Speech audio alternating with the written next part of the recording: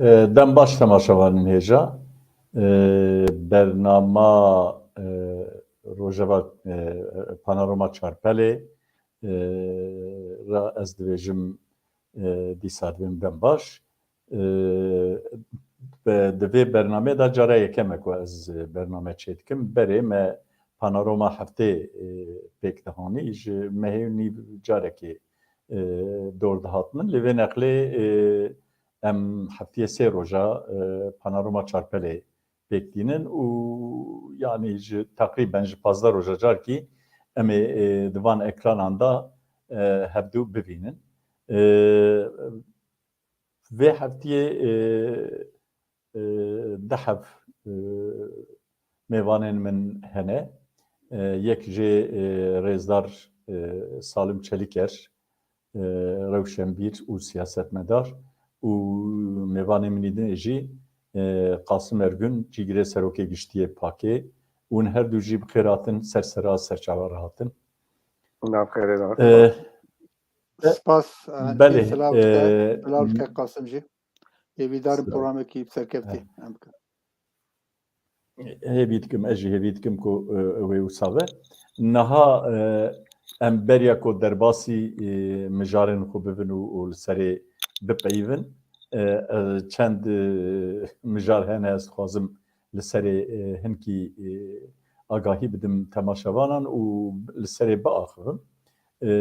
Mijara yekem îro me welatperwerê Kurd Dilsozê Doza Azadiya Kurdistanê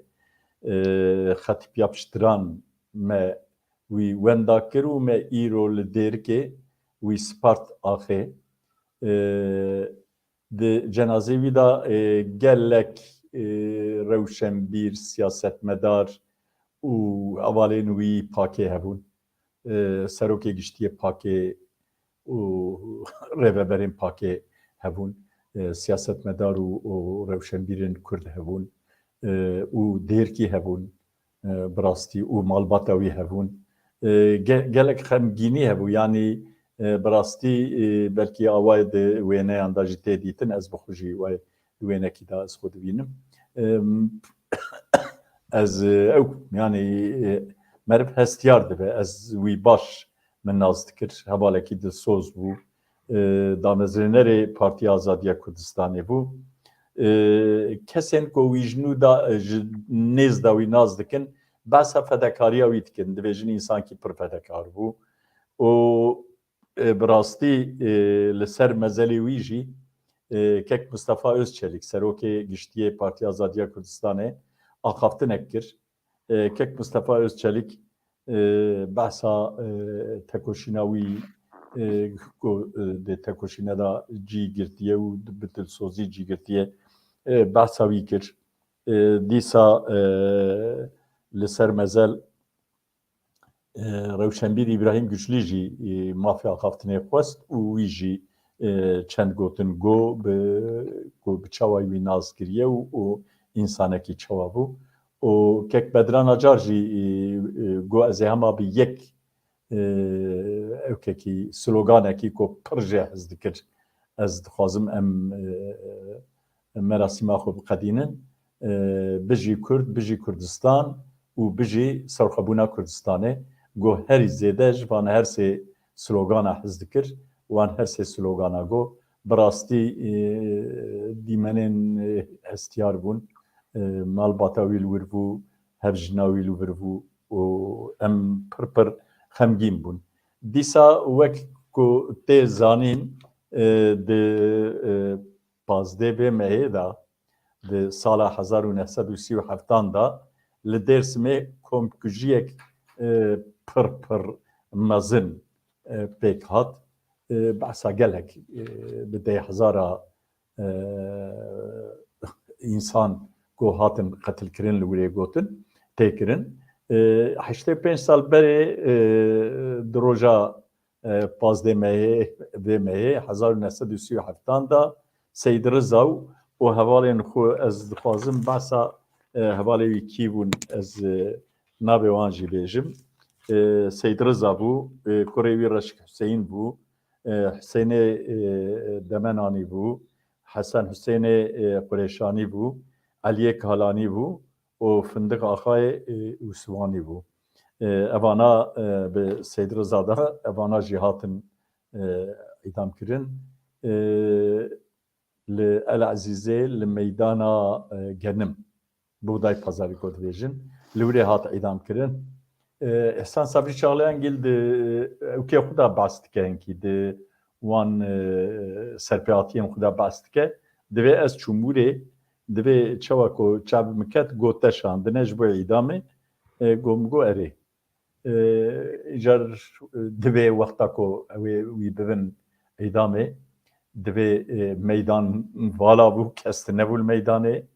دوی بو رپا پیوی و برده او جێ دارڤەکردنێ بە چوو و ئەوی بخۆ سەرێخ کردکردر و ئەوی بخۆ پحینێکی لە وی سەندەلی بەچبە لێ خست و نەهشت ئەو کەسێک و وەزیفەدانەیە و گوتنە تێوی ئەیتان بکی نەهشت ئەو بکە گووی گۆ و لێ گۆ بەریا کۆ ئەو بکە گۆ ئەم ئەولادێک کەربەلایەنە ئەم بێخەتانە عیب ظلمه و بوان گوتنان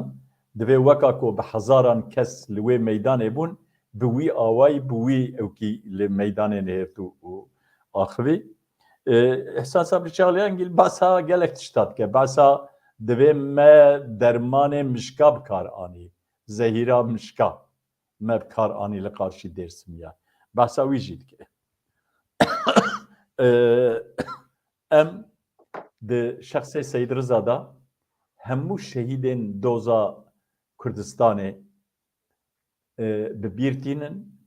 û em ê her li ser riya wan bin ez dixwazim viya bêjim dîsa me di roja nehêvê mehêda Mahmud Neşîte evî Neşîte li xwe ew kirbû dewletê Yörük Başnava Yörük daviye Mahmud brastî min ji salê hete û çara û da min wî nas kir her ew Mahmudê ku min nas kir ew Mahmud bû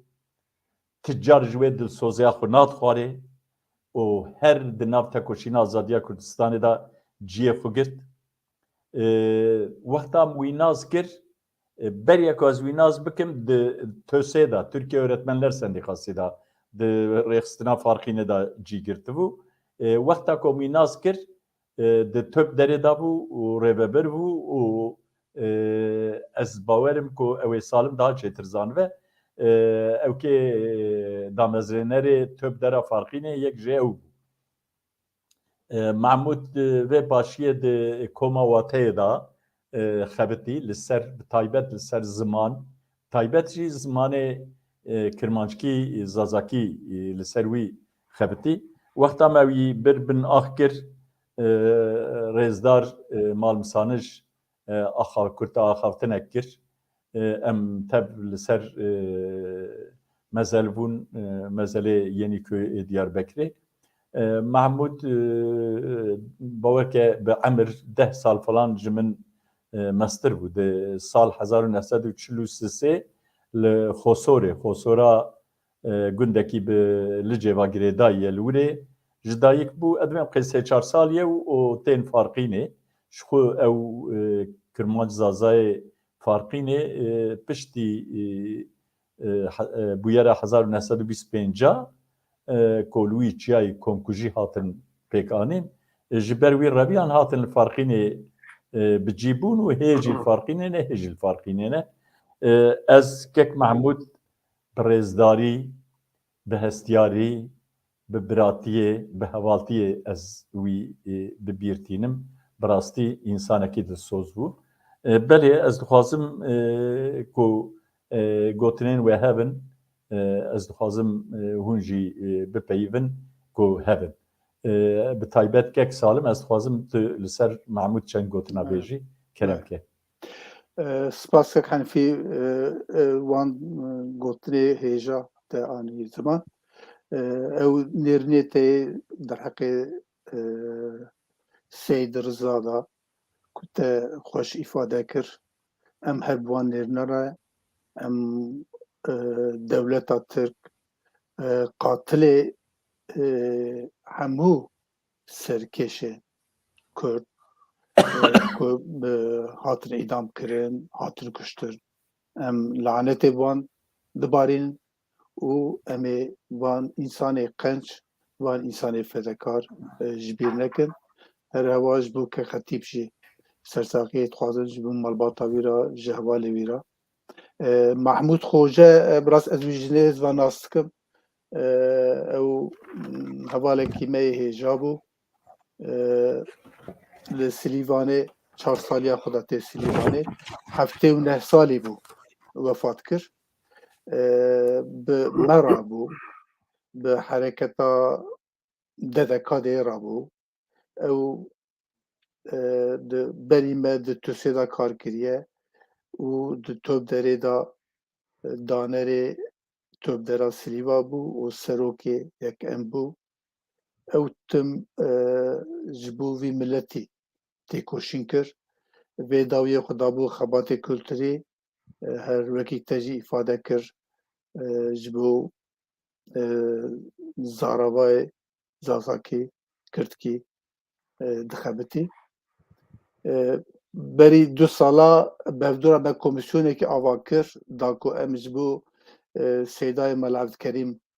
ji bo nasandina Seydayê Melevdkerîm Ebdülkerîm Ceyhan ew bixwe jî ji Faqînê ye me kitêbekî amade kir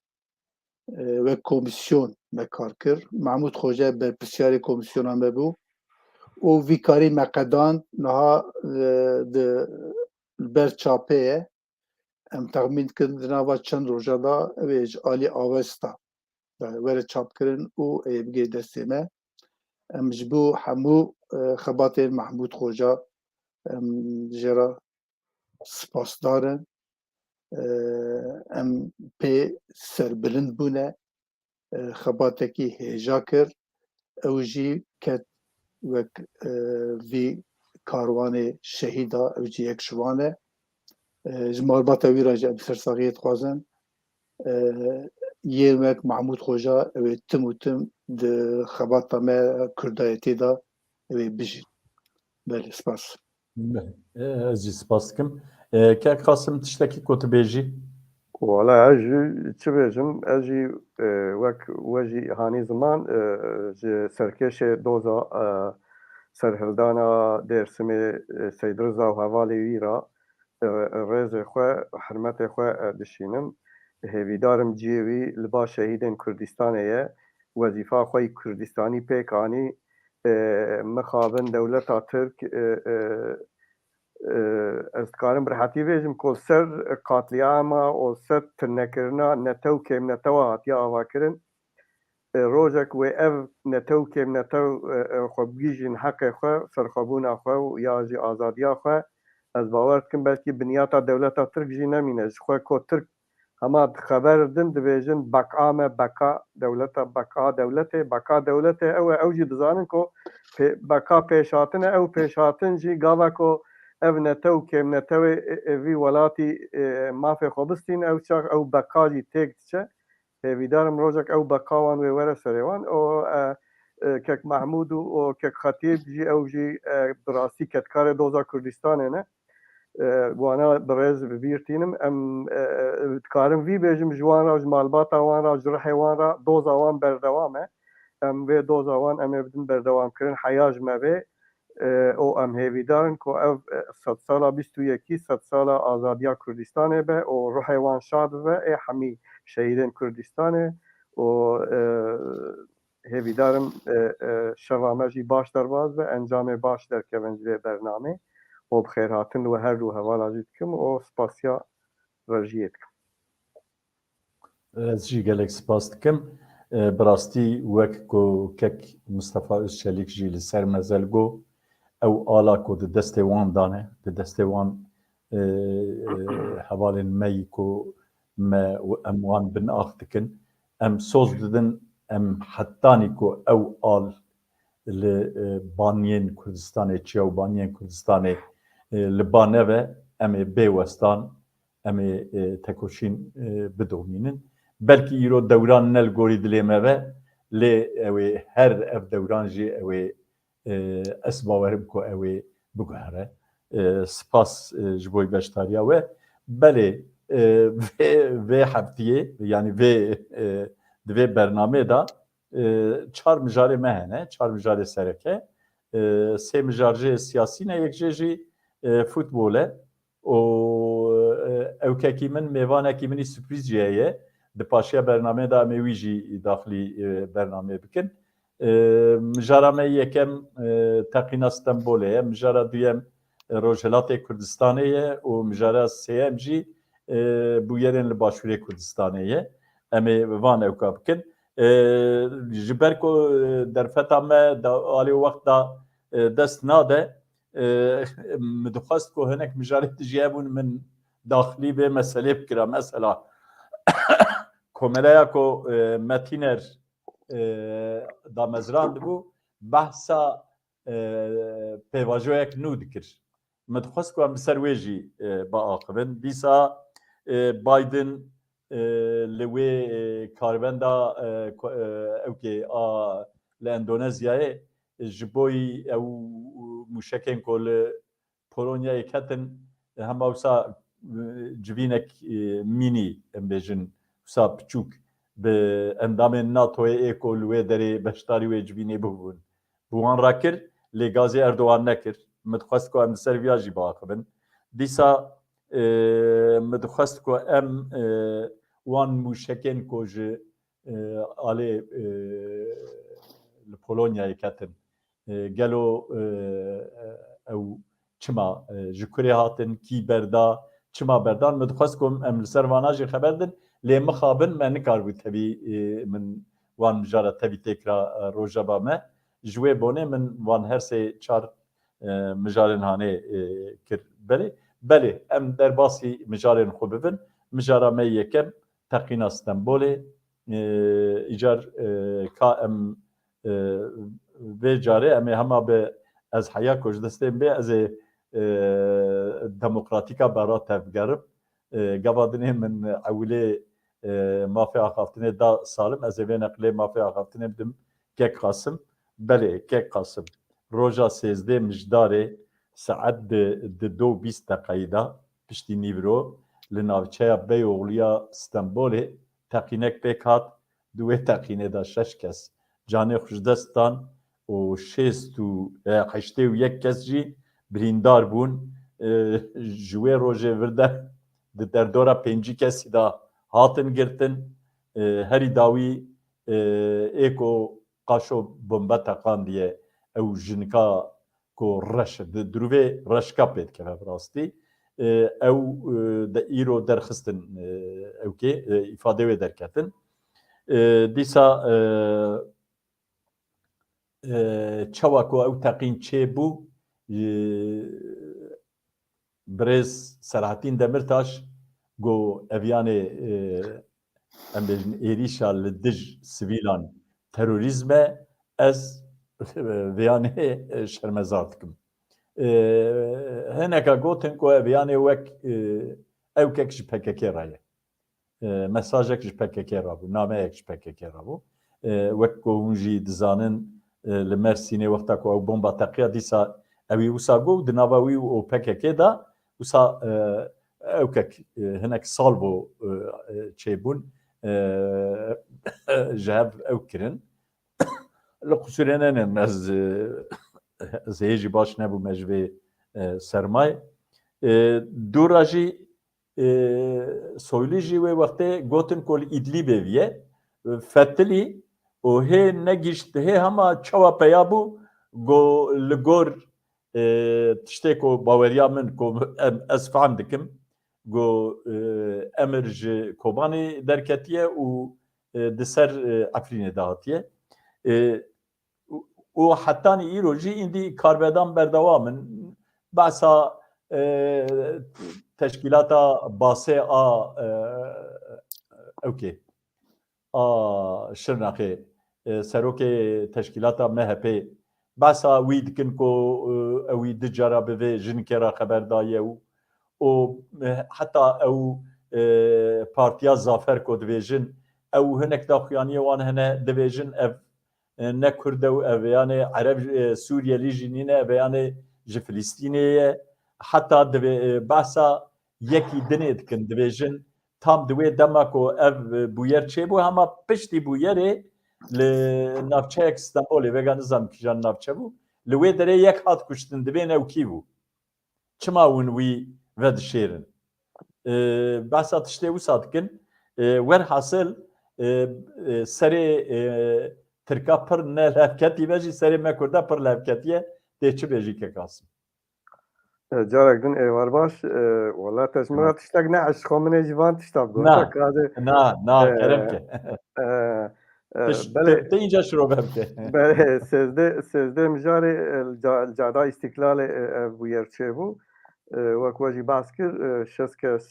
مرن وحشتو يك كزي بريندار بون هيجي اي بريندار هنا نخوشخانه يك دو جوان برينه وان خدارن الگوری تگوتن یازی الگوری ها داناسینه جنکه کا سوریه به نام احلام البشیر بو قصاص و بویره تگوتن کو تابی ته ادعا کرن کو اویا سوری قنال امبیجن ریخستنه کی کو تابی ادعا دولتا ترکیه نه دبیجه ریخستنه کی کو جالیه استخبارات PKK PYD و هاتیه دانین ضعف وان عرب هاتنه دامزراندن دوی ریخستنه دا حتی تی گوتن کو ev ریخستنه کی چه دبیجن کرمانجی جرا yani seksiyona PKK a جالیه عرب و هاتیه آوا کرن tabi bana hami iddiaya cida yani leş و اوke yani ve şirova ve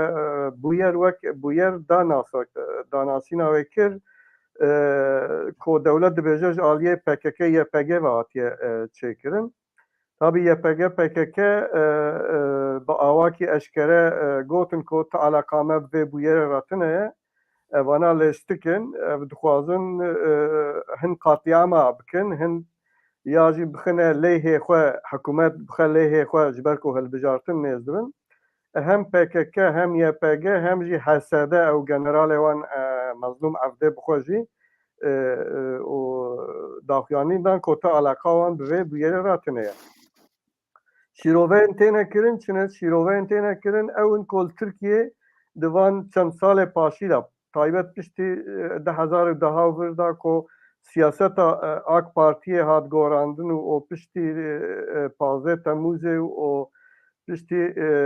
mesela hendek û berîqata siyaseta AK Partiye hat gorandin ji bo her hilbijartin nêz dibin ji bo ku netewperestiya Tirkîtiyê û ji ber ku niha dîsa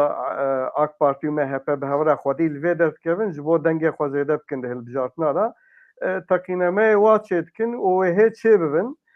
ez jî di wî qenaetî dame ku yani ji aliyê kîjan hêzî ve hatibe kirin ev bûyer divê meriv li encamê wî birêne ka bi kêrî kî tê yani kî wê ji vê encamê ji xwe re di lêhê xwe de bikarbîne ji bo pêşeroja xwe tê xuyan yani em bêjin ji aliyê PKK YPG ya wî cenahî ve ti feydekî ji wan re tune ye çunkî gerçi ev tiştê wa carna li bejna wan tên yani ev carna tiştê wa dikin PKK'yê ji wan ji aliyê me ve nexerîbe ku ji aliyê PKK ve jî were kirin lê em dikarin vî bêjin bi rehetî ku yani ev bûyer wê feydekî ne ji miletê Kurd re ne ji PKK re ne jî ji terefdarê PKK re bîne ji bo wî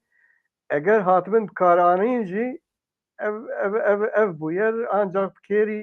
em bêjin dewleta Tirkiye ya jî hikûmeta AKP tê îca tiştekî şîrovekî din jî heye tam zıt tê vî ye ew jî hinek dibêjin ku her çiqas AK Parti xwe bixwaze xwe nêzî Kurda bike wekû hûn dizanin di demek borî da AK Parti û HDP ji bo gorandina Kanûna Esasî hatine bahev di nav da Wezîrê Dadê jî hebû Edalet Bakanî jî hebû gelek ji aliyê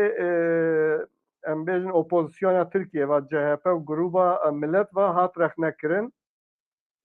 tiştekî dijî zav balkêşe dixwazim bala we temaşevana bikişînim ku çend roj berê bav û diyê Selahattin Demirtaş nexweş bûn. Kanûnê Tirkiyeyê de kanûnê hepsa da ew ziyareta dê û bava heye lê heya niha bawer dikim ne ez bi xwe rast lê nehatime ku yekî mehkûmkirî be yekî cezaxwarî be ji bo wî bibin bav û diyê wî teyarê taybet texsîs bikin û helîkoptera texsîs bikin. Ev jî tiştekî balkêş bû. Ev ya dihat gotin îca tê şîrovekirin ku ez jî piçekî alîqadarê yanî piçekî alîkarê vê komployê me ku AK Partî dixwaze xwe nêzî Kurda bike awakî ji boykot hilbijartinê da heya niha ji Cumhuriyet roja hatiye avakirin û heya vêga her çiqas hilbijartin piştî pêncî çêbûne Kurda dengê xwe dabe kî ewana hatine îktidarê li Tirkiye. Diyar e vê divan çend salê dawî da AK Partî bi siyaseta xwe ku li hember Kurda bi rastî siyasetekî gelek dijwar ku tiştekî wa jê nehat xwestin ya jî tiştekî wa jê nehat gumankirin ji alî Kurda ba ket siyaseteka şîddet li hemberê Kurda bi kar anî û ne tenê li Bakurê Kurdistanê li Rojava û em bêjin Başûrê Kurdistanê heyanî hat wê noqteyê ku Kurd li kwê derê tiştekî bixwazin bi dest bixin ji bo wirxera bike xebateka wan hebû. Lê ez dibêjim AK Partî û we jî behs kir li Enqerê jî ew komela parlemanê berê yê AK Partiyê Mehmet Metîner ew jî destpêkek bû ji bo xwe nêzî Kurda bikin. Lê ez dibêjim bi vê bûyera bi vê çalakiya bi vê teqamîna li Texsîmê xwestin divir da yanî Kurda û ew carek din ji hev dûr bikin. Yani ev jî tê wê meselê ku yanî dikare haya hikûmetê hineka jê hebe dikare ku di nav dewletê de wek hûn dizanin çawa PKK neyek PKK'ye çend PKK hene PKK İranê û PKK nizanim Iraqê û ya Sûrî û ya Tirka heye wisa dewlet jî neyek dewlet e dewleteka ku bi rastî yanî Kemalîstê em bêjin îtihatçî hene dewleteka ku yani dewlet gohtê dibêjim qenadê nav dewletê dibêjin ku qenadek ji vî ye ji bo ku Kurd nêzî hev nebin vê teqamînê piçek jî tê gotin ku wê bikeve aleyhê hikûmeta AK Partiyê û Erdogan ji bo vî jî ev jî balkêşiyek e. Tabî tiştekî mihîm belê Kerim gotina xwe dawî bêje gotina min dawî ev ku bûyer çêbû nebû hûn dizanin Wezîrê Daxilî basa Amerîkayê kir û taziya wan gotin em qebûl nakin. Yani rasterast xwest ku bûyer bixe aliyê Amerîkayê yani kî kirbe mana wî ew bû ku em bi destê Amerîkayê hatiye kirin xwestin wî ew bikin. Tabî diwan da jî çelişkî heye. Roja wî wê beyanatê de Serokkomarê Tirkiye Erdogan jî aynî rojê bawer dikim aynî roj bû roja duwem bû bi Biden ra hevdûdîtin kir spasî kir ji bo taziya wanî ku ji Tirkiye re taziye kiribûn. Yani dikarim van tişta bêjim ser vê bûyerê spas. Be gelek spas kek salim. Ji alîkî da behsa ew MHP'liyê Şirnaxî tê kirin ew dibêje PKK komplol mikiriye û ew ka min bi dest xistiye ew ehliyetnameya min bi dest xistiye û li ser ehliyeta min telefonek stendine û bi wê telefonê vê jinikê kirine ji bo ku tê kevestiye me yanî elo kîjan e kumê kê li serê kê ye destê kê di cêva kê de ye ez dixwazim te hinekî behsa wî bikî kî kiriye çima kirin hinek dibêjin ji bo siyaseta navxweyî ku rayê Kurda bistînin dikin hinek jî dibêjin ku dixwazin dewlet dixwaze çünkü şiroveyê bûye awe jê hene dewlet dixwaze dîsa operasyonekî li ser ewkê Kobanî û Rojhilatê Firatê çêke îcar keko Efrîn divê de Efrînê de hatine گویا عفرین ام بيجن او كواني جيواني كو باولها يعني اولهيه برن عفريني اب اولهيه چوايه از قاسم لسربانا هنكي باخذي راوستي كرم سپاس که قاسم تشتي هجا قوتر دوه بو يرا تقسيمي دا يعني براس فعالي اساسي نزل عليه ام نزانه فعالي اساسي كيه چيه لي ام دزانن كو برجوندي يا في بويري ج حكومتا AKP رايه نتني اف هرچی که بناوی سیاستا کردایتی شدتا کتاب کارانین بگشتی برجواندی نش کردارای جه حکومتی رایه جه دولتی رایه ام وی ده مسئله هلبجارتنا یکی حزیرانه و ششی حزیرانه و یکی قاسمه دا جه ام دزانه دنابر آوان 4-5 ماها دا ماها طباقه دا PKK رابو خودگراوی دموکراتیک özelliği İran kir و هندکا کولا ده نه طباقه دا شرناغ دست بکر نسایبین و فارقین و چارده دویرا در منطقه وی تشتی پیک آنی او شدتا که PKK پیک آنی بناوی هندکا بون رای و كتن صندوق AKP يعني AKP 4 مليون دنگي خوزي ذكر ده البجارتنا كي قاسمه دا و HDP جي مليون اكي دنگ هنداكر دنا براوي 5 مهيدا اف تي معني اف تي معني كو شدتا بناوي سياستا كردايتي جي كردارا زراره PKK من وی روژه نویسته کی خوان آیتکین یلماس و اکسپرت کی PKK شو بخو کفنا آپویه لگور بیانا وی دنابرا نوتو ششا 1996 و 2016 دا وی 20 سالی دا PKK بناوه تاکه و بناوه دنی 31 جار بومبا لباجرا بکارانیه دوام بومبا دا 81 سیویل هاتنه کشتن لی چه سیویل چه عسکر بومن نمیهمه دوی که ام وک کرد به هلوستکی کردستانی لدجی شدتا PKK که آو دکشینه آشه دولتی ام لدج ویا داره بی قید و شر داخواز بکن که PKK چک دینه یک آلی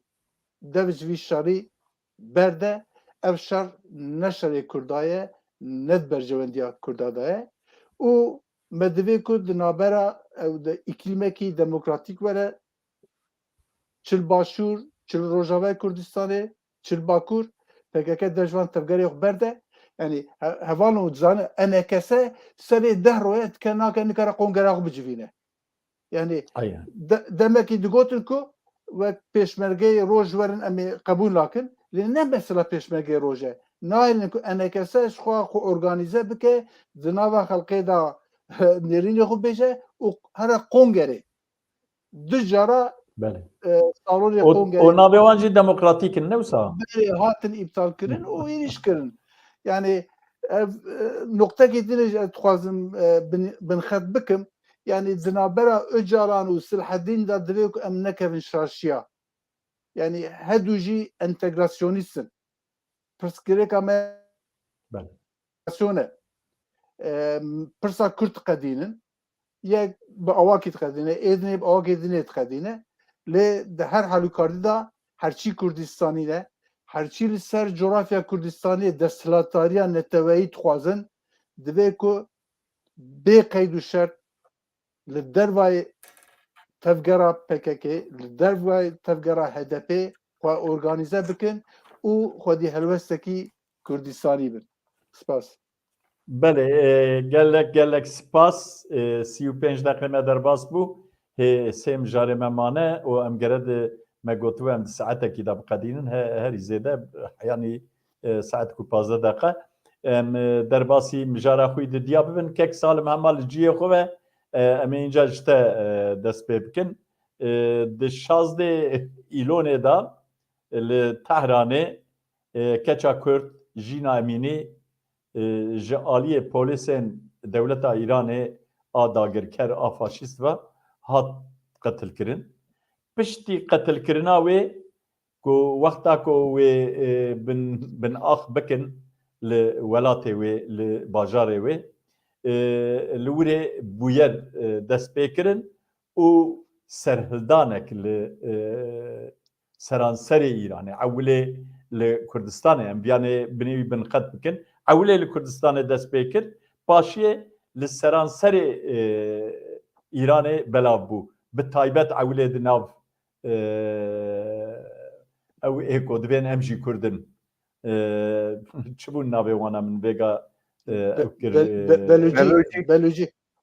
Belûcî di nava wan da ewilê berfireh bû heta min li îstatîstîkekî nêr bajarek ku herî zêde kuştî hene şehîd hene Zahedan e Zahedan bajarekî wanî serekê ye ê Belûcayê serekê ye dîsa ereba di serhildanê de cî girtin û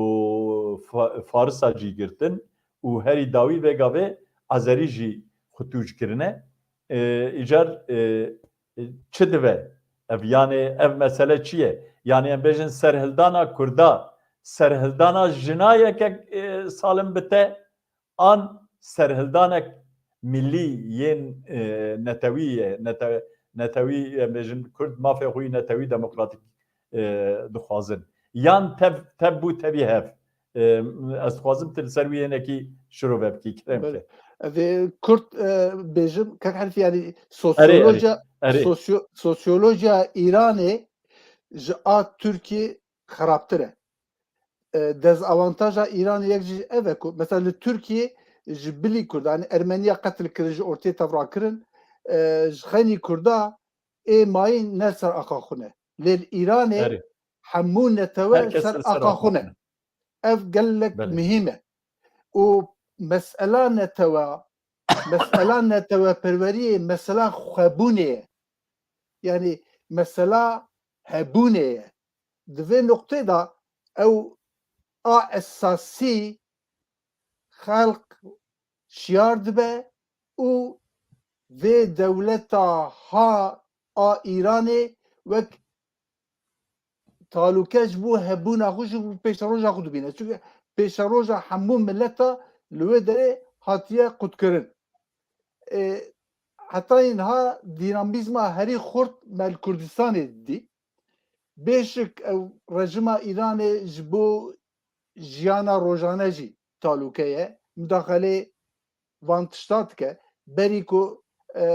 ev rejim were serkar dema şah da jiyanekî cuda li bajara hebû çi pîrek çi zilam ev jiyan ket noktekî dinê lê nokta esasî ev millet tev ser axa xwe ne û doza azadiyê dikin yani pirsa pîreka jî ya jî pirsa şeklê jiyanê jî perçekî vî tiştî ye lê em bala xwe bidinê ev hereket li Kurdistanê ye li Belûcistanê ye û çû Xuzistanê Azerî hêdî hêdî tenê di mesela şiatiyê da Azerî di vê noqtê da şpara dimînin lê nêrîna min ev e ku mesela hebûna millet da li ser coğrafya wan wê vê sîstemê ji ortê hilweşîne Kurd gelek baş tev digerin têkiliyê Partiyên Kurdistanî yê Îranê û girseya Kurd gelek xurt e daxwaziyê wan grev têne kirin boykot têne kirin dikan têne girtin ev qeneta min gav bi gav ew ê pêş ve here û malûm e ev حرکت دنیا دموکراتیک جی پشتگیری دستینه ام ویش کرد زانن ام بینن کو او لهفکرنا مسئله چک اتمی یا ایرانی کت اسقیه پشتی کوان حرکت رودان اوجی اشارت که کو دنیا غربی و امریکا جی هر پشتگیری و بویرینه سپاس اجي سپاس دکم بله که قاسم نها رئیسدار مصطفى هجری دبیجه دوی ایران گلک سروک پارت دموکراتی کردستان ایرانه مصطفى هجری دوی گلک پلان و پروژه هم برمه کارتینه لی امه بسر کبن به باوریات او بسر کبن گلو حتی نیوه گاوه ده در دورا 330 کسی قتل کرنه جزای اعدام دادن و ده نوا وان ایکو قتل کرنه باور که 26 ویجی جنه yani jin, zarok, bebek ama çi kebe peşiyavan qetil dikin. Çi ev mesele? İran ber bi Kurda diçe. Ew gelo biyata ew evan milletên hanê bin dest li İranê ew bi ser kevin anna. Dewletê mezin li piştewanin anna. Bi rastî xelk vana merak dikin. Lê ez dixwazim ji temaşevanan ra jî tişkî bêjim hûn dixwazin ku dengê me bigîje milletê Kurd برنامه پار بکنی جی کرم آخرا بله کرم که قاسم بله بخوا از بخوا گلک ارینی مکو و جاره خلک گلن ایرانه به توایی کرد جید نافدا نوها کتنه قناغ کوا یا جهاتنه نقطه کیوا کو ایدی بیه روخاندنا رژمه هاتیه و نقطه چه دیاره از بخواست گلک جنیز و شوپینم هم برپرسیار پدکی کو ام بیجن روزانه و داره تعقیب کنو و ددن مشاندن تکلیه منو شخصی حوالتی من بوان رایه از hemen her roz بوان را اوکم نها وقت که سالم جی باز کرد براستی اف چند جاره دوان سال پاشی دا خو پیشاندن به وی رنگی چه بوبون لی زیادترین مافن فردی بون شخصی بون یازی ام بیجن هرم بون لیوه جاره پشتی قتل کرنا جینا آمینی به اشکنجه و ام بیجن بناوه اخلاقی گوری خوده گراوی اخلاق قانون اخلاقی و اشکنجه دان قتل کرن او شهادت اوه بو چروز که پیشیل ناو روجلات کردستانه دو راجیل سرانسر کردستانه نها بیه سرانسر ایرانه بیه سرهلدانه کو ایدی از دبیجم پاشوا هاتن جراتنه جبر چید کارم بیجم نها ایدی همی هم سونی هم شیعه هم بلوچی هم کرد هم عرب خوزستانی و هم جی وکون جی دزانن د بروکراسیا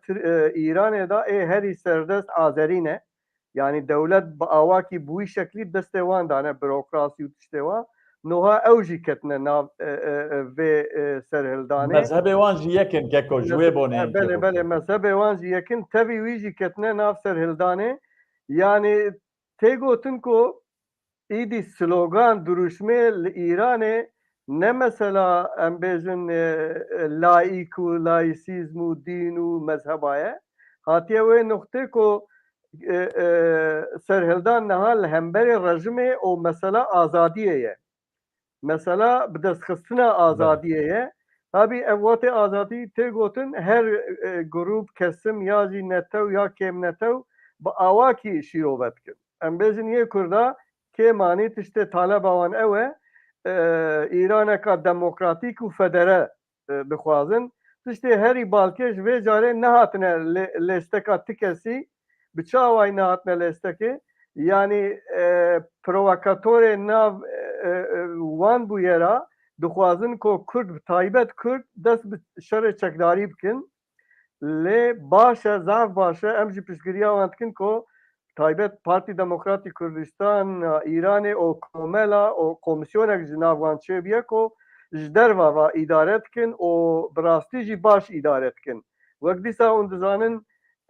مثلا ام ترکیه اره ام دبیجن دولتک داگر کره و شدت و ظلمه لی حساب کن ایران کرد نکارن کوملکیش خوره آوا کن نها ایمه بناوه پارتی آزادیا کردستانه به چه شرعی بجی ما پارتی آوا کریه و ام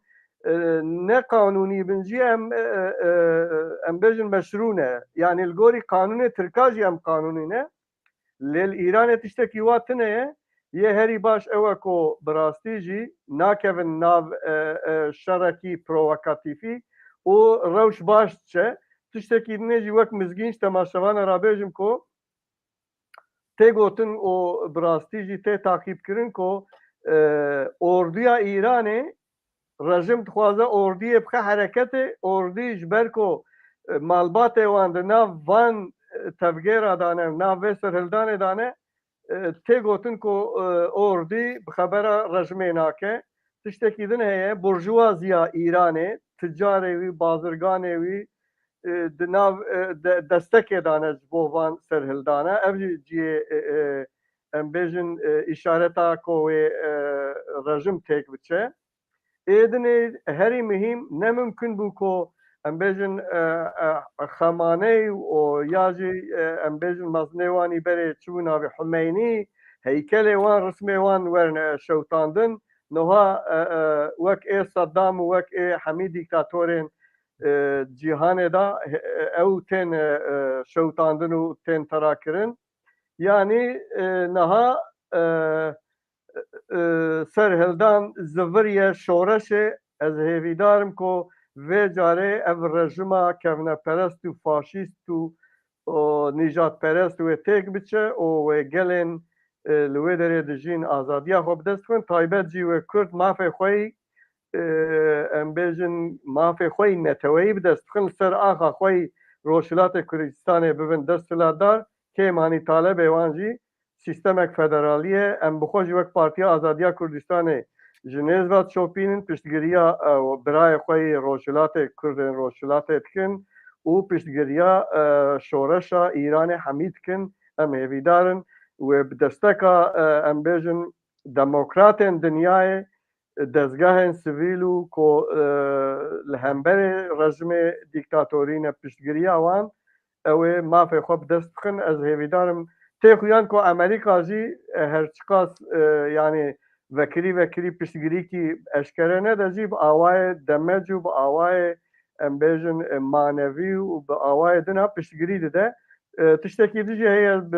بیرا تماشاوان ابخم او ببرم جبوی وقت دریج بو وندزانم bu çen cale وقت ما عندك ما rejima İran'ı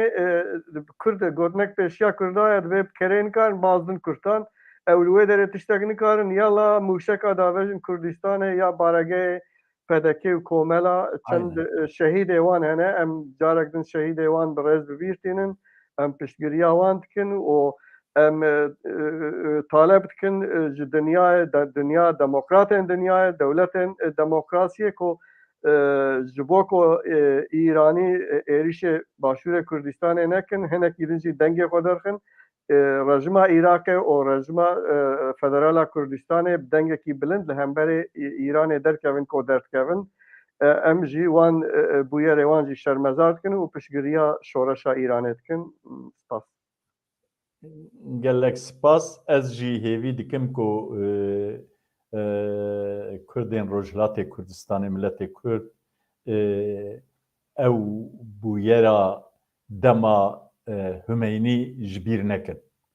همینی سوزدا کردا و کرد ده قاش و شورشوان دا جی گرتن و پاشیه ام بیجن لکردا فتلی و قتل عام سر کردا دا پیکانین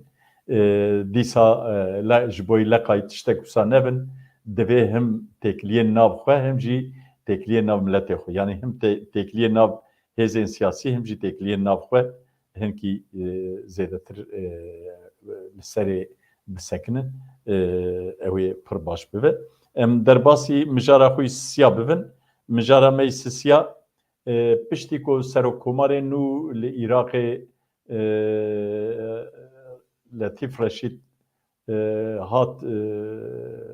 ام بیژن هلبجارتن اوکک چند روبری هات هولێرێ دوورە لە دهۆکێ جوینێک چێبوو ئەو و تەبی سەرۆک وەزیر محەممەد سوودانی ئەو هەردوو ژی لە دهۆکێ بەشداری وێ جوینێ بوون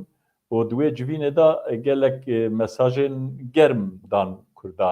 basa em bêjin wan meseleyên nav Kurda yani nava Kurda û nava Bexdayê nav Hewlêr û Bexdayê ew mesela gazê û petrolê mesela bütçeyê mesela gelek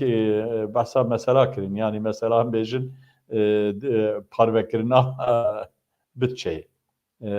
û parvekirina dahatûyên gumrikê behsa vana kirin heta Serokkomar behsa maddeya 140 jî kir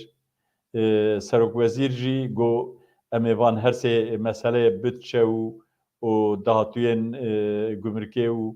û mesela petrol û gazê got em ê di nava 6 mehî da ez hêvîdar im ku em ê hel bikin kek Qasım tu çi dibêjî ew ê Bexda û Hewlêr li hev bikin an dîsa ew ê topê bavêjin Tacê û ji qewlê Elî Fikrî û Mêdîva ew ê topê bavên Tacê ew ê çi bikin keremke belê carek din spas wala ez bixwe yani tecrübeyê min û ya jî takîbkirina min ê Îraqê û Ereba taybet Bexdayê yani li gor min îspat bûye ku her Erebek belkî xelet beye li gorî siyaseta am ya jî fikrên em bêjin azad her Erebek nîv Sedam e ez wat fikirim yani her ku Sedam û vir va tiştê ez takîb dikim û ez Kurdistanê jî demek dirêj mame her Kurdakî destek kiriye paşî ew bûne dijminê Kurda yani ji wî awayî va Bexda li ber keysa xwe ye lê ez bawer dikim ku Kurda jî tecrübekî standibin erê hûn ji ber ku wextê me kêm e em tev nekevin şîroveya salek berê bû hilbijartin çêbûbû li Îraqê salek ser da bihêrî nikarbûn meclîsa xwe bicivandina tabii divê naberê da Kurd jî gelek xeletiya dikin Yekîtî û partî mesela Serokkomariyê da li hev nekirin heya roja dawî jî li hev nekirin wekû jî dizanin di namzad derketin Partî Demokratê Kurdistanê namzatê xwe paş vekişan wî jî Letîf Reşîd ku endamê Yekîtiyê û di Yekîtiyê da emekekî wî mezin heye piştgiriyayî kirin û ew hat hilbijartin evet di vê demê nêzik da hat Letîf Reşîd hat Kurdistanê ziyaret kir ziyareta xwe da Cenabê Serok Kek Mesûd Berzanî û Serokê Herêma Kurdistanê Kek Nêçîrvan Berzanî û Serokê Hikûmeta Federal Kek Mesrûr Berzanî ziyaret kirin tê gotin ku ya tiştê em şopîn ziyaret gelek bi erênî derbas bûne teqrîben rojek du roje jî li dihokê civînekî mesela çi ye navê wî çi danîne aşîtî û aşîtiya Rojhilat û Demokrasya çi ye wî navê li dihokê forma aşîtî û asayişa Rojhilata navîn bi wî navî zankoya dihokê konferansek darxistiye divê konferansê da Serokkomar jî beşdar bûye Serokwezîrê Kurdistanê jî beşdar bûye di wan da min li ewkê wan temaşe kir axaftinê wan e û Serokkomar bi xwe dibêje yani tiştê wî herî muhîm bi taybet dibêje ku pirsgirêkên di navbera Hewlêr û Bexdayê da divê li gorî destûrê bên çareserkirin da ku gilî û gazinên ti kesî nemîne ev bi rastî ev hevok gelek muhîm e yani ku li gorî destûrê be Kurd wê gelek tiştê xwe bi dest bixin hem mesela Kerkûkê hem mesela neft û gazê hem mesela meaşê pêşmerge û meaşê em bêjin Wezareta Seha Sağlık Bakanlığı yani دوانا دا و گلک تشتان بدست بخن تابي از بخوا دیسا دبیجم یعنی جبوکو بغداد عرب وان و دستور بکار بینن دبی کرد دناف خدا خورد ببن دناف خدا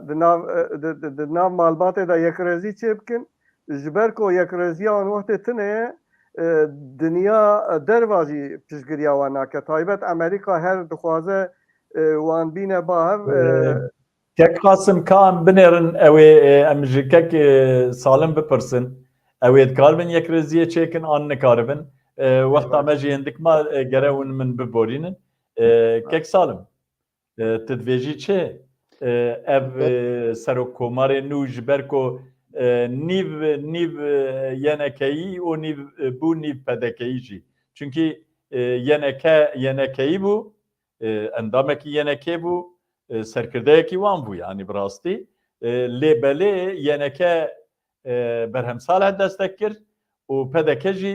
wî kir berbijêr û wî jî kar kir gelo ev ya ew ê nikaribe di navbera yeneke û pedekê da hinkî navbençîtî bike û wan nêzî hev bike tedî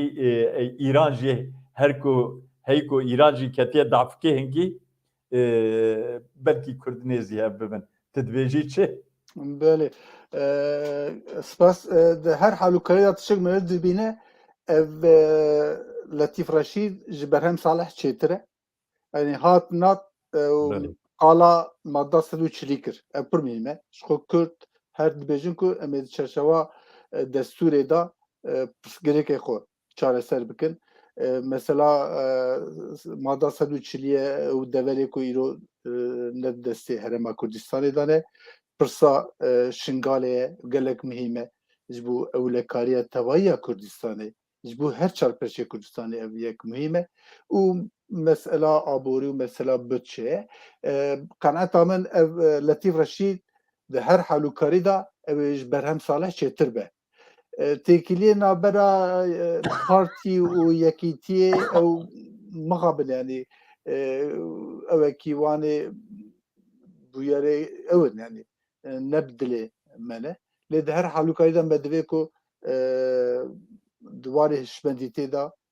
Kurd pêwîstî bi rûnesansekî nû hene benê netewerpeveriyê divê ku her çardesta mirov pêgire û ê ku vê xetê jî vekiriye dimeşîne Partî Demokrat e prensîbê demokrasiyê hene xurtbûna Partiya Demokrat bi xurtbûna milletê Kurd e xurtbûna demokrasiya Kurd e li Başûrê Kurdistanê jî her rêxistin divê ku qebûl bike pêşmegê te hebin tune bin li gor prensîbê demokrasiyê divê mirov tev bigere saziya parlamentoyê saz bike û parlamento bibe birabe desthiledarê herî sereke û wekî dinê sosyoloja Kurdistanê hevalino divê qebûl bikin mala berzaniya ne tenê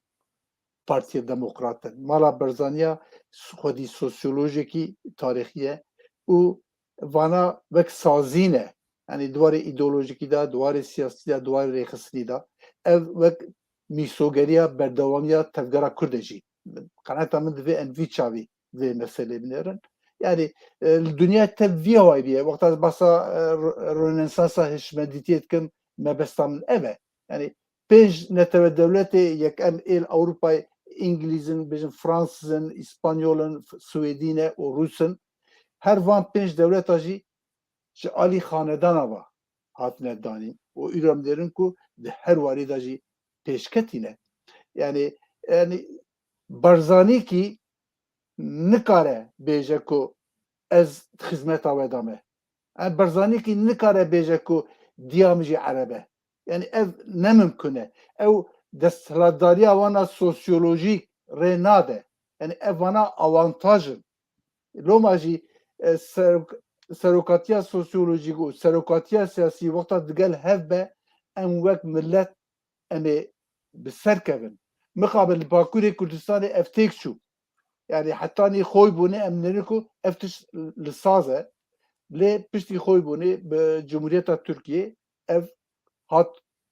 korkbirkirin û îro em gelek di şert û merjê xerab dane li Bakurê Kurdistanê. Ev qenciyê ku ji hebûna sosyolojikî têne lazim e em duwarê siyasî da ji vana îstîfade bikin. Vana ne wek rêgir. Lê wek qencî û xweşî bibînin da ku duwarê siyasî da jî em bigîjin encamê qenc. Spas. بله از جی سپاس دکم که هوالن رجیه میوان میدنی جی بینن اکرانه ام مجارا خوی داوی اگو بکن که علی فکری تبخیراتی سرچاوار هاتی ناف خیره دبین تبچاوانی باشی هر بيجي قلب Mamosta fikri merhaba. سرچاوي مرة اهلا مرحبا كيف فكري بخيراتي من برسی جتا گرچه اما از دیسا جبوی تماشاوان انجی بپرسم تنچوی پیشبرگا نابرا اسکوچه و ترکیه نبسا يا بله يعني چه نبو بلانك وها تشكرنا او بلان ما بستا في ماتشيج دس نشان دكه مخابن وها اورغانيزه كرن نخواستن كسك مخالف حرنور لو ما مبلت بيدا نكر مخابن من كوري من جمراغو جو بابا والله كو هبالي تبو خستاجي ما وسا صعوبات كر جو كو هبالي تبو خستاجي نكارو بيتشيا جبركو دولت بليتا او كتكرنا سازيا سبوري راست اندي دست دولت دابو اینجا شو میگه وان مثلا جی او بکن بله تماشاوان نجا مجارا ما او پیشبرکان برا ترکیه و اسکوچیه براستی یعنی اسکوچیا هاتن دیاربکر اینجا دیمن پر او ها هون دبینن بر رنگو درکتن اوله اسکوچیا خاله کمال جی ناز کر سمبلی وی جی ناز کرن او ناب دیاربکر گریان اره هندک بون لید گریان او پیشبرک چه بو ترکیه دویک بسرکت اما جه کک علی فکری دست بکن دمامه جه هندکه ام لوی گوره شکرم آخو تبگرن کک علی فکریشه هم ده واره ما بستا و پیشبرک کل دیاربکر چه بو او دوی ما بستا خدا بسر کتن آنا و دواره فوتبول داجی به چند گوتنا تشروه بکی کی چخاص لیست او که آرمانجا اسکوچه چی بو که هات ترکیه دوی بریا که از هرم نظام کره از هاتمه ترکیه مگوتیه چکه از دپلاسمانه کی زور پک بینم ته چی بیجی کرم که لی اوله ما بست چی بو ما بست yani siyaset و futbol ته که ناو هر ککو كيكم وكيكون جد زانن اورغانيزاسيون جبري تينا التقويم كرن او نه يعني تشتكي وها نوات سي شارو جاده عمل نم عملكي وهاي نكرنك وهاي جبري بريار دانه بلاكو اورغانيزاسيون نتفينه تيم نتفينه اما بيجن جسالكي بري اف كشبو قوي اسكوتشا ورا آمده لما بس چبو يعني براستيجي يعني برسي وكا كو زلال برسي وكا كو مجي قاني بكا بمراتنه از نكاروجم إلا ما بس أفا لي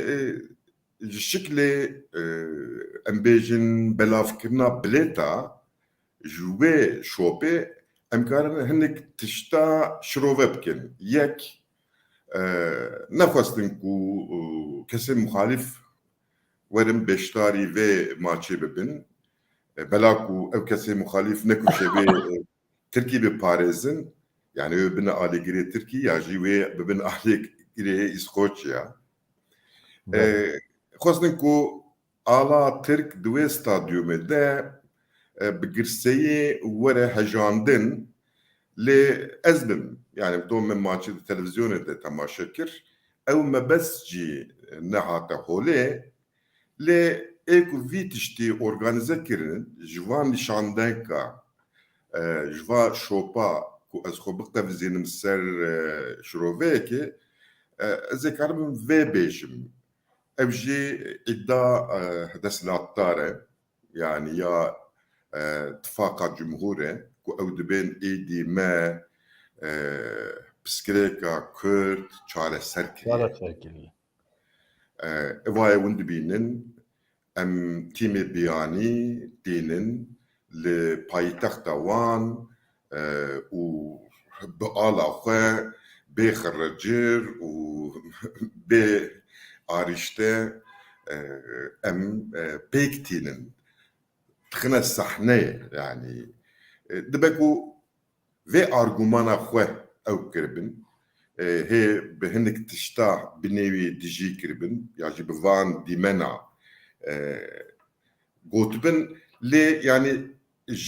كيرا دبيجن از نباورم كو الدنيا بفان تشتا قايل با لي دفا قلت لسا جي رايا خورة جي آليجري خورة جي بارتزاني خورة ev peyam bi şekli honandın û buwana par vekirin. Yani jwê pêve encamekî ku em ê bêjin wala ev tiştekî bêjin girîng hate holê ji vê maçê derneket. Yani wekek wî dîmena jî dibînin Kurd û İskoçyayê germî hev hembêz kirin. Weke تيكليا كردا وإسكوتشا هي خرطر بو يعني أو كسي خدنا جرافي آلي جرين حكومتي يا دسلات دارا أو جيوها بجوش وقروشي أو كنكرين بيشتاري في ماتشي نبون أو آل دستي خو نجرتن لنهو قاس يعني مثلا نوككو الباجاري قونيا الباجاري اسطنبولي وها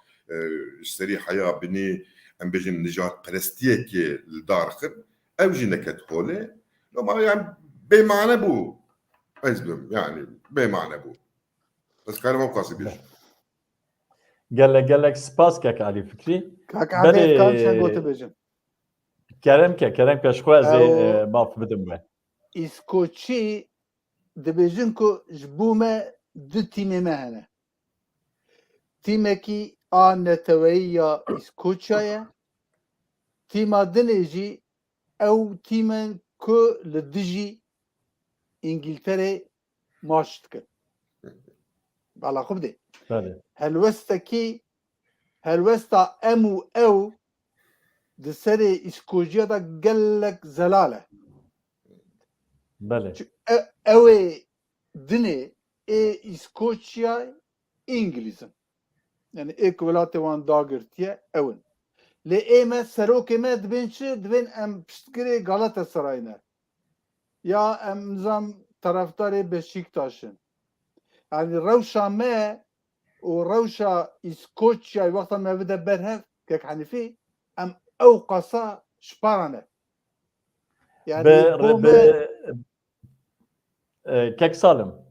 Bi saya kesên wek Ali Fikrî bi rastî yanî ez wî dişopînim di futbolê da jî dixwazin ku ew terefê ku tu dibêjî em ava bikin em. Yani ew terefê em.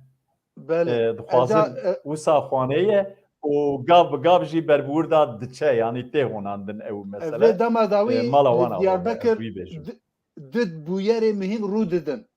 Yani van salekî du Belê. sale. Yek jê baroya Diyarbekir'e baroya Diyarbekir ku yani Belê. tiştê ku ez şopînim li kurê tiştekî biqewime li kurê xederkî li milletê Kurd were baroya Diyarbekir helwest distîne li dij wan êrişa dertê. A didiya jî tîma Ahmetsporê. Tîma Ahmetsporê Belê. di noqta em û ew da jî gelek xwedî fonksiyonekî mezin e. وقتا کو ایرش تینه سر تیما دیاربکری پرسا امو او دبه خودی بنگه کی برفرتر yani sosyolojiya em berfirehtir dibe ene vazife ister milli ve siyaset medaraya kunji karibin şekleki siyasi bidin ve sosyoloji organize bikin ku em jî behaviya ku rojekî werin seviya İskoçya'yı mamosta Elî Fikrî li vir e mesela Barcelona'yı yani gelek mühim e xelqê divî warî da gelek xebat kirine û gelek gav avêtine me hêvî ew e ku mamostê wek Elî Fikrî jî di vê noqtê da hê pirtir xebata bikin lêkolîna bikin binivîsînin û em jî karibin bigihîjin xwedî hişmendîtikî neteweyî. Spas. Ez jî spas dikim. Kek Qasım, tu dibêjî em ê bibin em. ولا از بخوا پیشی از مثلا او که سپور زعف فهم ناکم از یا جوارا بیجم کیمایی به چه نزانم لی از زعف فهم ناکم فقط از وقت شیروت کم یعنی لباکور کردستانی وک همی دم و دزگاه کردستانی دور داجی کرد پاشکتینه yani çava da tiştedine da yani ama en basit en bejim bisada burjuvaziye Kurd zengine Kurd hene kodkarın bisada mekteba vekin kanun jî tiştek li hembere wantine rast nabêjin yani mektebê zimanê Kurdî dikarin xwedî li dezgahê spor jî derkevin mixabin divir da jî hestên netewî diyarin ku zeîfin li Bakurê Kurdistanê mesela siyaseta dagirker bi her awayê Kurdan nas dikin û ji bo ku Kurd û Kurdistaniya û em bêjin hestê wanî netewî zeîf bikin her tiştî dikin. Divir da jî birênin yani ez bixwe min goya ez fehm nakim jî lê ez divir da siyasetek dagirkerî dibînim ku kek fikrî dibêje ya dibêje ji aliyê dewletê ve hat organizekirin û muhalîf nikar çûna temaşe jî bikirin. Eviya çi ye? Eviya siyaseteka dagirkerî bi rastî yani. Çima Wezîfa xwe dikin? bînin bîra xwe bîstek berê li wir dîsa ew çê bibû maç çê bibû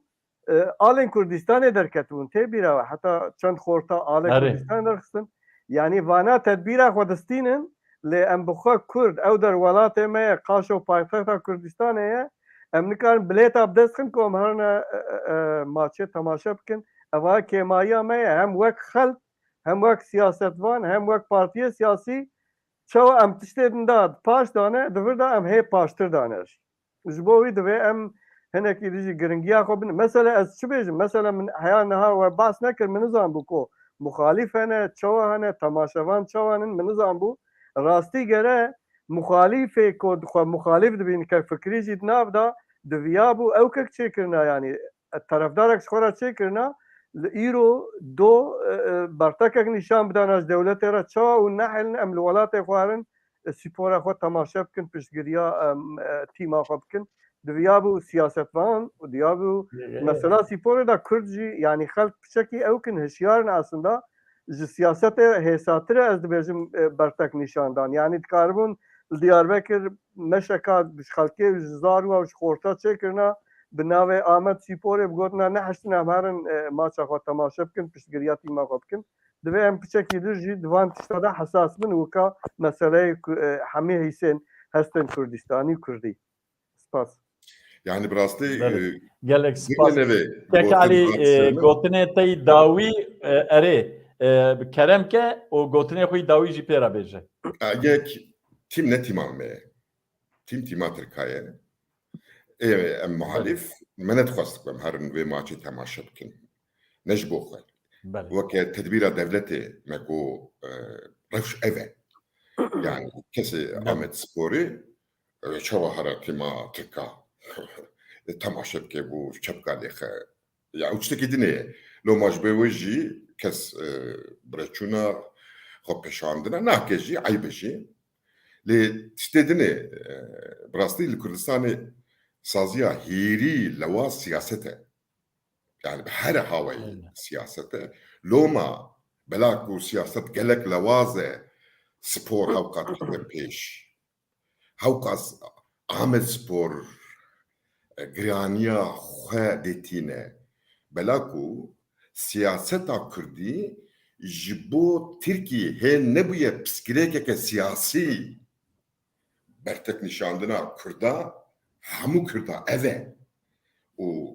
ایکو داوا آمد سپورت کن ایکو لخودی لآمد سپورت درتین لخوا خودی درتین و پیام آوانجی گلک فکریه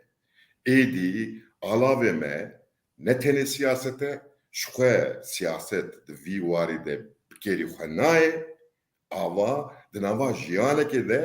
ریک و علاوه که دنه و بویه تنه جعالی سپورت بیشم جعالی آبوریه و ایدی دوی که ام نبیجن سرمایه داریم کردفان بیوان ایرو لکردستانی ایدی sektörek ku yeke serekeye u navê tekstîle tenê ez ê behsa di îstatistika bikim tenê nava Batmanê li navenda Batmanê 40,000 kargirêk û qeydê xwe li SSK'yê kirine hene ez ê bêqeyd najmêrim Amedê li Bîlîsê li Wanê li Çolemergê li Qersê li Agriyê li Mêrdînê êdî têkiliyên endüstriyel ji ciyê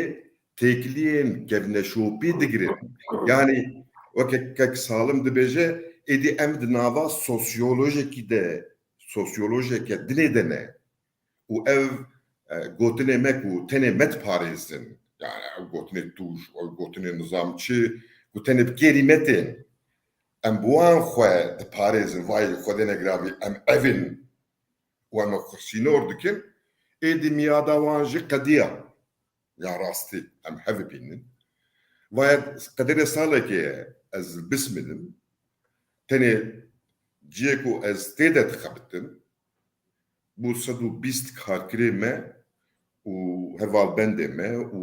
ji alî ticarî ve ê ku em têkiliya bi wan re dêtînin yani jiyaneke nû û jiyaneke resen û jiyaneke ku ji kakilê xwe tê nebgotina bi rastî hêdî hêdî diherike divê ku em vê bibînin û divê ku dîskûrake me yê siyasetê jî hebe nêrînê me yê siyasetê weke perspektîv divê ku em ser vî tiştên nû ve ji nû ve biwejînin ez jî gelek spasdarim her jî gelek spas kek Alî Fikrî şık mola dava temeneş kenan tatî bername ya we belê jî kek salim tê çi bêjî بله تشتي خو من gotinê tê dawî يعني سباس بو و علي فكري رنگكي خوش داوي برنامج مجي مجنري ويجي استفاده كر سباس بو كا قاسم دي بو كا تجي عرفي تاخو ايشان برنامج اماده كر هي دارم تشتكي تشوت نگوتو به و تشتكي خوش داوي تماشاوان سباس evranê kursiyekî azad e hûn dikarin her tiştî bêjin bavê kek qasım tê çi bêjî gotinê xwî dawî kerimke dengê xwe veke te dengê xwe girtiye ez jî spasiya we û spasiya hemî temaşevan dikim hêvîdarim me tiştê baş gotibe temaşevan jî tiştek ji xwe re jê derxistibin û hêviya me ew e ku em bêjin hestê Kurdistanî li Kurdistanê xurt bibin ew ger xurt bibin ew ê armancê me teva hêdî hêdî em ê nêzî armancê xwe bibin taybet ev pêşniyarên kek Alî Fikrî nû bi hestên Kurdîtiyê vegirê dayîne yani ji bo ku Kurd xwedî li van tişta derkevin dibe pêşî Kurd xwedî li Kurdîtiya xwe derkevin ku xwe nas bikin ku li hebûna xwe xwedî derkevin armancê me û xebatê me jî ev in doza me berdewam em hêvîdarin ku em ê doza Kurd û Kurdistanê pêş bibin û xeta Kurdistanî xurt bikin û Kurd bi her dezgahê xwe xwedî xwe derkevin û spasiya rejiyê jî dikim tiştê ez bêjim ev spas careke ez jî bi gotina rehmetiye bavê xwe wexta çîrok digo û serê lehengê çîroka wî diket belayê دگو هۆستانە جار ڕاڤەڕوونەوەکە هەرجار خودەیەکە دەرگە هەزار بەێ سەرێ مە کووردا vêgavê di belayê daye em qels bûne li Bakurê Kurdistanê mal li me xerabiye lê derge hezarin deriyê nû derdên binêre kek Elî Fikrî Işık behsa derîkî nû kir li li Bakurê Kurdistanê êdî em bêjin endüstrî proletarya sosyolojiyek erê proletarya me koçê bibe wê malê me xerakin wê ewlê marxîzm û qulî نا نترس ماركسيزم شو نا قش برنجك نوريه nas نافاج يعني ده يعني نافاج يعني ده نكو دور و الجيان نرو خو تعريف كنا يا حياك ما وهاكريه ام دور و جيان نرو خو تعريف كنا عمري تعريفناك لو ما امنك بله هبانو ون her sêjî ji ber ku em neşkênan û beşdarî bername bûn mala we ava bi hêviya ku di rojên pêş de dîsa em hevdû bixefêlin û temaşevanên ezîz mala we jî ava we heya vê saetê li me guhdarî kir temaşe kir gelek spas û ez spasiya xwe ji hevalê rejî êra jî dişînim mala we jî ava hûn herbijîn em li virê jî hatin dawiya bernama xwe heyanî bernamekî dinê bimînin di xêr û xweşiyê de û şev baş. شيء باش